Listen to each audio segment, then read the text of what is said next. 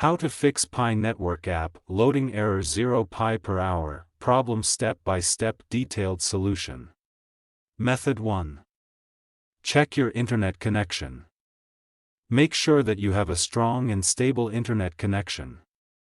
You can do this by trying to access other websites or apps on your device. If you are not able to connect to the internet, try restarting your router or modem. Method 2. Update the Pi Network app. To do this, go to Play Store. Search for Pi Network. Go to Pi Network. If there is any update, update it. Method 3. Clear the Pi Network app cache and data. This will remove any temporary files that may be causing the error.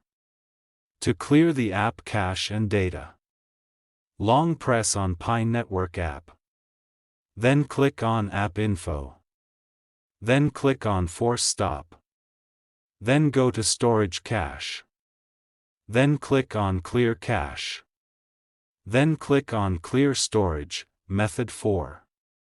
Restart your device. After doing all these, just simply restart your device, and your problem will definitely be solved. If you are still having trouble with the Pi Network app, you can try contacting the Pi Network support team for help. Like the video. Subscribe to TechSource.